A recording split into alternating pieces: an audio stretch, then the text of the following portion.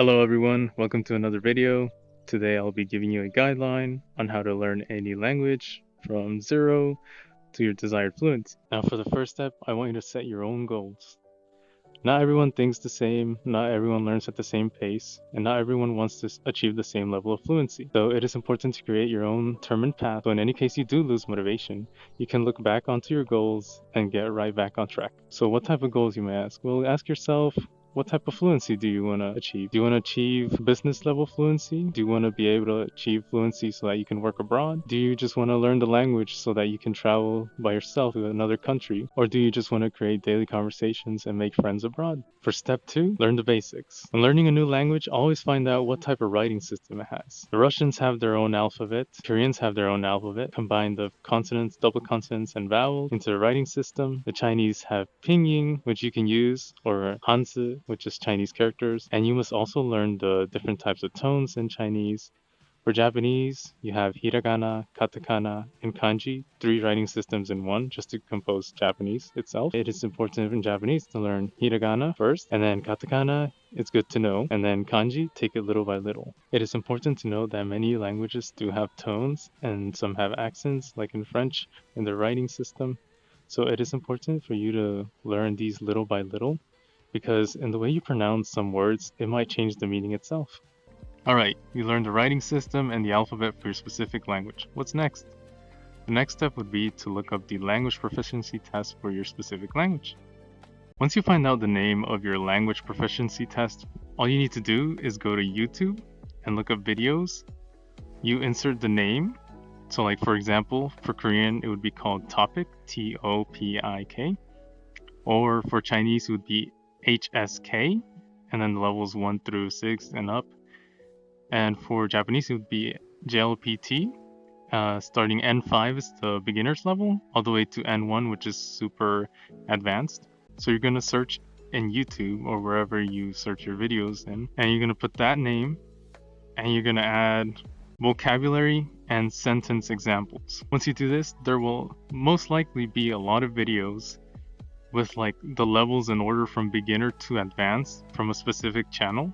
And you'll be able to learn new vocabulary and have an example sentence to go with it. In this way, you're learning new words and you're learning grammar at the same time. You're learning the sentence structures all in one video. Now, I'm not sponsored or anything, but I would recommend Mandarin Corner Learning Chinese. She gives out the vocabulary, pronounces it for you, and then gives you an example sentence to go with it. There are also various other channels for JLPT and basic Korean grammar, but depending on what language you're learning, you can always look up vocabulary and sentence examples and the name of the test, and usually there will be a channel that can help you out in learning your grammar and vocabulary at the same time from beginner level to advanced level. Now, I'm not saying you're going to have to take the exam for your language. All this is more of a guideline so you can keep track of your progress from beginner level to advanced level, and it makes it easier to see your fluency as time goes by. Now, if you are a super beginner at the language, I do recommend creating and writing self-introductions and basic sentences. That way you're learning vocabulary and some grammar at the same time. Now, there are various categories that might help you out if you learn these at the basic level. These include like time, weather, directions, like self-introductions, food, colors, and numbers. I think those are the most important ones. And also all the questions like who, what, where, when, and how, and why. These are important. All these like categories are basic and usually like are very common in basic conversations. Now, the most important step is applying what you learned. Go out and find someone, whether online or maybe you have a store nearby in which people speak that language, and start practicing the language by speaking to someone. By speaking with someone, your retention rate of the language is much higher than just repeating and memorizing and writing down the language on a notebook. By speaking to people from that country, you'll also be able to pick up their accent and their way of speaking so that you can sound like a native in the future. You will also encounter periods of time in which you want to say something specific in that language, but you don't know how to say it because you don't have the adequate vocabulary. This is good. You can learn from your mistakes. What you do not know, you can write it down and learn it later. And then next day when you come back, you'll be able to use that new vocabulary and it'll stick more. Now, where do I find people to practice that language with? Well, as I said before, you can go online Maybe you can find language exchange applications, or you can go to a local store or a global market in which like people speak that language, or you can also go to language exchange worlds here in VRChat. I made a video about it previously, and I will link it down in the description, and I hope that helps you. Now the last step I want to mention is consistency. Make sure to expose yourself to the language at least a small amount every day.